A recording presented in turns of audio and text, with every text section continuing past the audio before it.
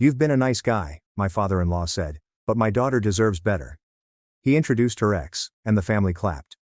I revealed $2.1 million and divorce papers. The restaurant went quiet when James stood up.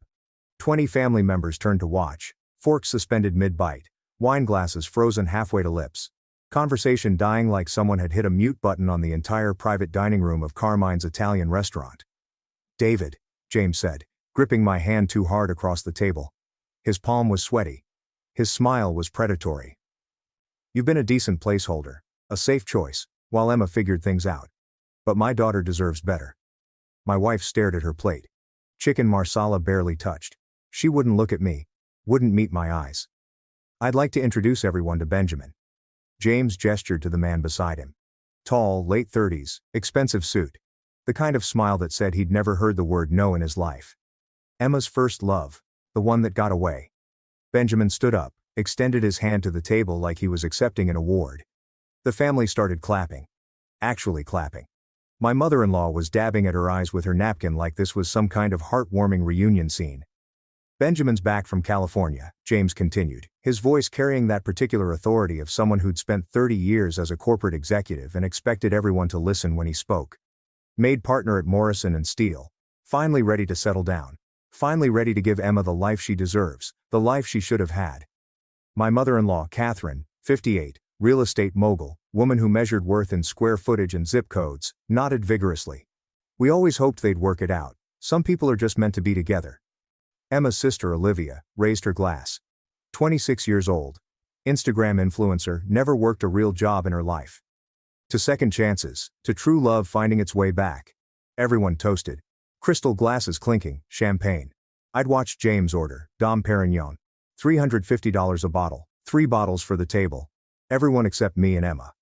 I sat there with my hands in my lap, my own wine glass untouched, watching my marriage dissolve in front of 20 witnesses who seemed thrilled about it. "What is this?" I asked quietly. James sat down, smoothed his tie, her mess. "Probably cost more than my monthly car payment. It's an intervention, David, an overdue conversation. You're a nice guy." "Really? We all like you, but nice doesn't pay for private schools. Nice doesn't buy lake houses. Nice doesn't secure a future. We've been married 7 years," I said. "And you've been struggling for 7 years." James's voice was gentle now, pitying, like he was explaining something simple to a child. "Still renting that apartment in Queens, still driving that 12-year-old Honda Accord. Still working that middle management position at what is it? A tech company? Something with software." "I'm a project manager." "Right. Project manager," he said it. Like it was janitor. "Look, David, we appreciate what you've done. You stepped up when Benjamin left. You gave Emma stability when she needed it. But now it's time for her to have more than just stability." Benjamin leaned forward, elbows on the table. "No offense, man, but Emma and I have history. Real chemistry, the kind of connection you can't manufacture. We grew up together. We understand each other." "Then why did you break up?" I asked. "I was 25 and stupid. Thought I needed to explore other options. Thought the grass might be greener." Benjamin shrugged. "Spent 10 years in California realizing I'd left the best thing that ever happened to me back in New York. I'm not making that mistake twice." Emma finally looked up. Her eyes were red, mascara slightly smudged. She'd been crying before dinner, before we'd even arrived. "Say something," I told her. "My parents think—" She started, her voice barely above a whisper. "I don't care what they think. What do you want?" She glanced at her father, at Benjamin, at her mother, at her sister, at the whole table, watching like this was dinner theater they'd paid for. "I want what's best for our family," she whispered. "Our family. We didn't have kids." She meant her family. The Hartfords. Old money. Old values. Old expectations. I stood up, grabbed my coat from the back of my chair, my North Face jacket. 5 years old, still perfectly functional, but definitely not designer. "Where are you going?" James demanded. "Away from people who think love has a price tag." "Sit down, David. We're not done here. We need to discuss the logistics, the timeline. Emma's attorney will need to—" "Yeah," I said, cutting him off. "We are done." I looked at Emma. "Really?" I looked at her.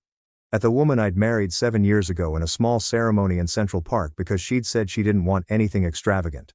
The woman who'd cried when I proposed with my grandmother's ring because she said it meant more than any diamond I could buy. The woman who was now sitting at a table full of people, auctioning her off to her ex-boyfriend.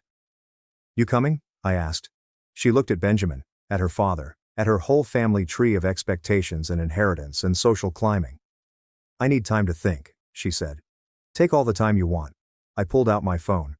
I-13, not the newest model, not the Pro Max, just the regular one. I opened my banking app, the one I checked every morning, the one Emma had never asked about, never wondered about, never cared enough to investigate. I turned the screen toward James. What's this? He asked, squinting at the numbers. My portfolio, the one Emma knows about. His eyes scanned the screen, the balance at the top. His face went pale, then red, then white again. That's over $1.8 million. The table went completely silent. You could hear the kitchen staff clanking dishes 2 rooms away. $2.1 million actually, I said. As of market close today. Cryptocurrency early investments. I bought Bitcoin in 2011 when it was $8. Ethereum in 2016 at $12. Sold some at the peaks, held the rest. Diversified into index funds and real estate investment trusts. Benjamin's smirk vanished. Actually. And it disappeared from his face like someone had erased it with Photoshop. The Honda Accord, I continued. Paid cash. Bought it off the lot for $25,000 in 2014. Could have bought a Tesla, a BMW, a Mercedes. Didn't need to prove anything. It gets me from point A to point B. That's all a car needs to do. I scrolled down on my phone, showed them the real estate holdings, the rental properties, the commercial investment, the rental apartment in Queens, month-to-month lease because I've been shopping for the right property to buy. Found one last week actually. 4 bedrooms, 3.5 baths. Lake George view, closing on December 1st, paid cash, no mortgage. James's face had gone from white to gray. Catherine was gripping her napkin so hard her knuckles were white. Olivia had her phone out, probably trying to verify what I was saying on Zillow or something, the middle management job. I smiled. It wasn't a nice smile. I'm Director of Engineering Operations at Cloudscale Technologies. I manage 43 people across 3 continents. My base salary is $250,000 a year plus stock options currently valued at around $350,000 plus an annual bonus that averaged $90,000 over the past 3 years. Catherine actually gasped, put her hand over her mouth like she was watching a horror movie. I kept it quiet because Emma asked me to. I looked at my wife. Remember 2 years into our marriage? You said your family was judgmental. Said they'd treat me differently if they knew about money. Said they'd want things from us. Said it was better if they just thought we were normal middle-class people struggling like everyone else. I paused. Let that sink in. Guess you were right about that. You've been lying to us? James sputtered. For 7 years, pretending to be poor? No, you never asked. You assumed I wore normal clothes, drove a normal car, lived in a normal apartment. You filled in the rest with your own prejudices. I pulled a manila folder from my coat pocket. Set it on the table between the champagne glasses and the bread basket. What's that? Emma asked. Her voice was shaking now. Divorce papers filed this morning at 9:47 a.m. with the New York County Supreme Court. Case number D, 2024-78943. Her face went white, whiter than her father's. I knew about tonight. Your sister warned me last week. Olivia went pale, dropped her phone, it clattered on the table. Olivia called me. I continued. Tuesday night, November 12th at 10:23 p.m. told me the family was planning this dinner. Said I should prepare myself. Said she felt guilty but wanted to give me a heads up. I nodded at Olivia. Thanks for that, by the way. You knew. Emma whispered. You knew what was happening and you came anyway. Your family's been planning this for over a month. There's a group chat. Emma's Future. It's called 17 members. Everyone at this table except me. I pulled out my phone again. Showed screenshots. Messages from Catherine. Benjamin's finally ready. This is Emma's chance. From James. We need to handle David carefully. He seems attached. From Olivia. Should we tell him before the dinner, or just ambush him? From Emma's cousin, Jennifer. Ambush is cleaner. Rip the band-aid off. Screenshots are in the folder, I said, along with the divorce filing, the financial disclosures and a few other interesting documents. I looked at Benjamin. He was frozen like a statue. She knew too, by the way. Emma, she's been texting with Benjamin for 6 weeks, planning her exit strategy. That's not true. Emma started. I pulled out another page. Phone records from our family plan. Verizon Wireless account holder David Stone. 217 calls between Emma Hartford Stone and Benjamin Morrison. 1,743 text messages. I'm a director of engineering operations, I said. I know how to check records. I have administrator access to our phone plan. Have had it for 7 years. Benjamin stood up, chair scraping. This is just a misunderstanding. Is it? I looked at him. Because Emma's been telling you she settled for me, that she wishes she could go back and choose differently. That she's been waiting for you to come back. That's all in the texts. Want me to read them aloud? I had the screenshots, printed them out, brought them in the folder, but I didn't need to show them. Emma's face told the whole story. The guilt, the shame, the realization that she'd been caught. How dare you spy on your own wife? James shouted, standing up now. His face was purple. How dare you violate her privacy like this? How dare you auction off your daughter like livestock? I said calmly. How dare you treat marriage like a business transaction? How dare you call me a placeholder to my face while eating at a restaurant I'm about to pay for? James grabbed his chest. His left arm started breathing hard. Short, rapid breaths. Dad. Emma reached for him. Dad, what's wrong? Someone call 911, Catherine said, her voice going shrill. James, sit down, someone get him water. I picked up my folder, started walking toward the door. Wait, Emma called. David, please, this isn't what it looks like. We can talk about this. We can work this out.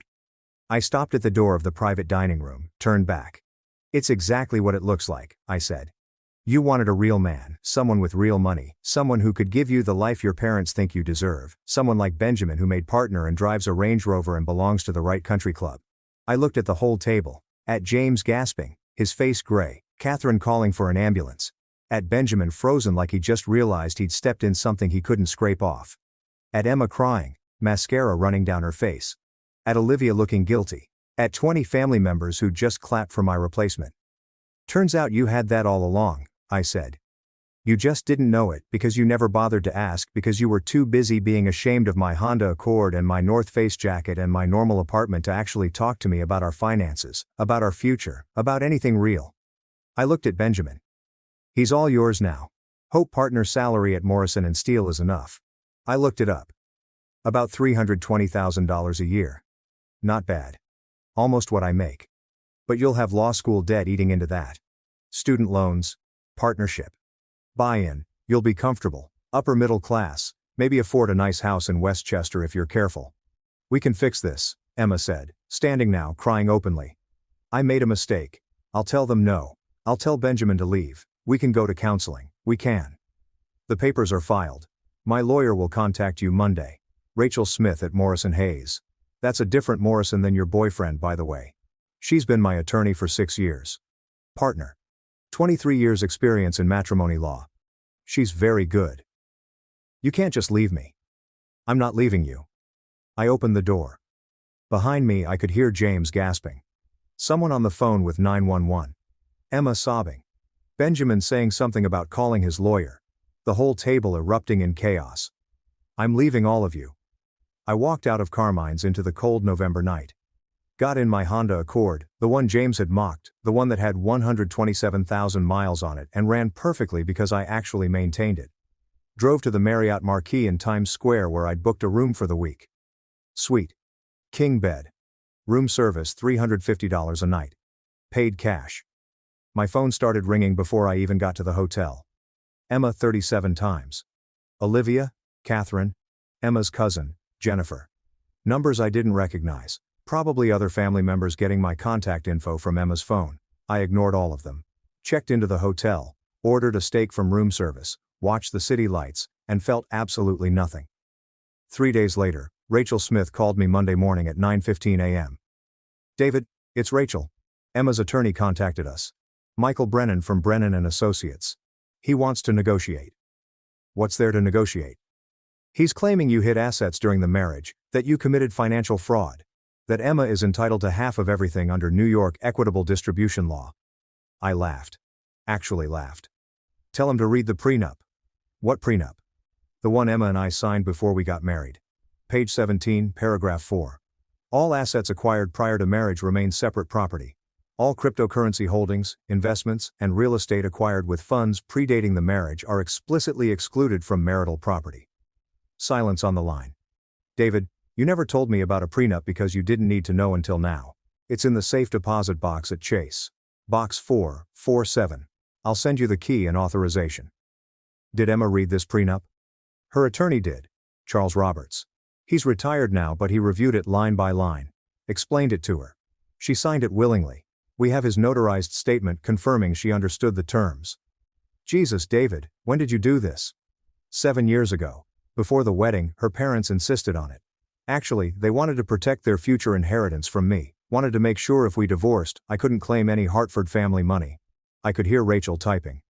So, they drafted a prenup that protected them, and accidentally protected you. Ironies of betrayal. What about assets acquired during the marriage? Joint checking account has $12,000, she can have half. The apartment is a rental, no property rights.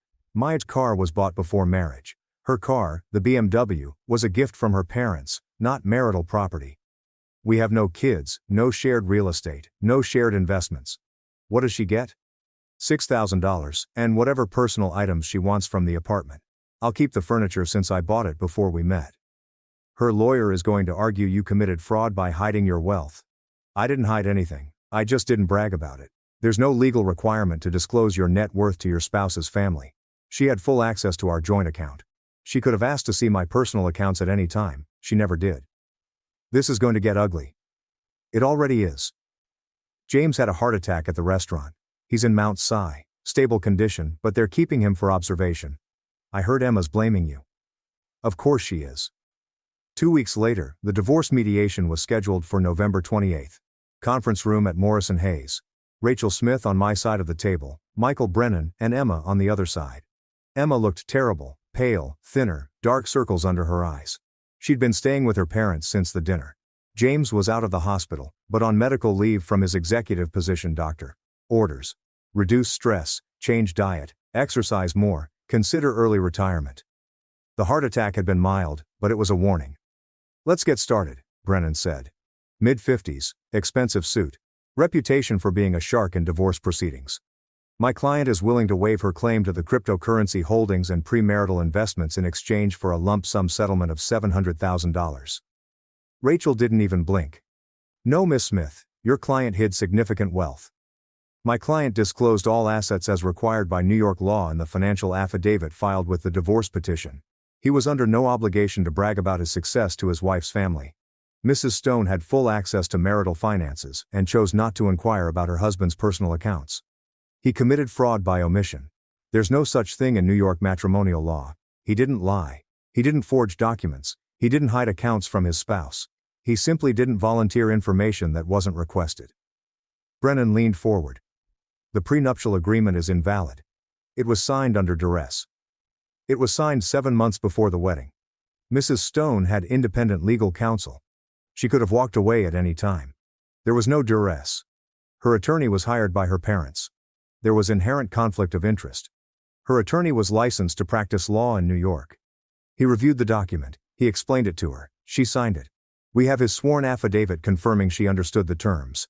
Judge Morrison already reviewed this last week and found the prenup valid and enforceable. Brennan's jaw tightened. He looked at Emma. She was crying, silent tears streaming down her face. Emma, I said quietly. Why are you doing this? She looked up. You humiliated me. You humiliated my entire family. My father had a heart attack because of you. Your father had a heart attack because he has coronary artery disease and high blood pressure and he got upset. I didn't cause that. His lifestyle and his genetics did. You stood there and showed everyone our private financial information. Your family was literally auctioning you off to your ex-boyfriend. You'd been planning this for weeks. You'd been texting Benjamin for 6 weeks. What was I supposed to do? Sit there and accept it? You could have talked to me privately. Would you have listened? Would you have chosen me over them? I leaned forward. Be honest, Emma. If I'd pulled you aside that night and asked you to leave with me, to tell your family no, to choose our marriage, would you have done it? She looked at her hands. Didn't answer. Couldn't answer. That's what I thought. The divorce was finalized on January 12. Judge Catherine Morrison, no relation to Benjamin, ironically, reviewed the prenup, the financial disclosures, the evidence of Emma's affair with Benjamin, ruled that the prenup was valid, that the marriage was irretrievably broken, that Emma was entitled to $6,000 from the joint account and her personal possessions, nothing else, no alimony, no split of my investments, no claim to my cryptocurrency holdings or real estate. Emma's lawyer filed an appeal. It was denied. Emma moved in with Benjamin 2 months later. They got engaged in March. I heard about it through Olivia, who'd reached out to apologize and stayed in touch. They're not happy, Olivia told me over coffee in May. Benjamin's student loans are crushing them. His partnership buy-in was $180,000. They're living in a one-bedroom in Hoboken. Emma's working now. First job in 7 years. Paralegal makes $40,000 a year. Good for her. Everyone should work. She realizes she messed up. She won't say it out loud, but I can tell. She thought Benjamin was the golden ticket. Turns out partner at a law firm isn't the same as being a millionaire. Being a millionaire isn't the same as being happy either. Are you happy? I thought about it. About the house I'd bought on Lake George. About the quiet mornings drinking coffee on the deck. About the life I'd built without having to pretend to be less successful than I was. About not having to hide who I was to make other people comfortable. Yeah, I said. I think I am. 1 year later, I ran into James Hartford at a charity gala in Manhattan. Cancer research benefit. I donated $45,000. He was there with Catherine, both of them looking older, smaller somehow. He saw me across the room, looked like he wanted to leave, but he walked over instead. David, James said. We stood there awkwardly. I heard you donated a significant sum tonight, he said finally. Cancer research is important. Lost my mother to it. Seemed worth supporting. I'm sorry about your mother. I didn't know. You never asked. He flinched.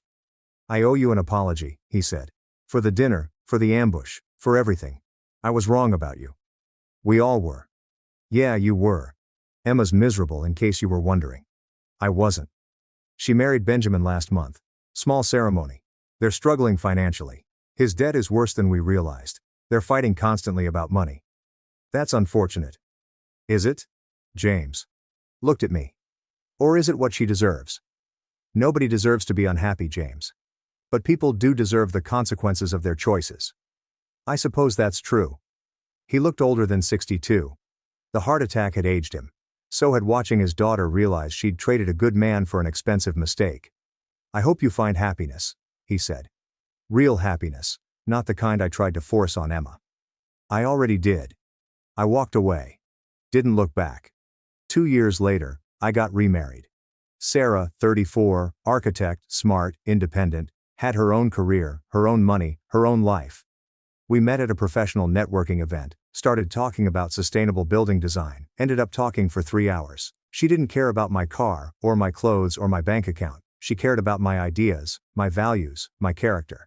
We got married at City Hall, just us and 2 witnesses. No family drama, no interventions, no expectations except the ones we set for ourselves. Bought a house together in the Catskills. Both our names on the deed. Joint finances, equal partnership, the way it should be. I thought about Emma sometimes, about the restaurant, about James's face when he saw my bank account, about Benjamin's smirk disappearing, about 20 family members who'd clapped for my replacement. And I felt nothing but gratitude. Gratitude that they'd shown me who they really were. Gratitude that I'd had the evidence to protect myself. Gratitude that I'd walked away instead of fighting for someone who'd already chosen to leave.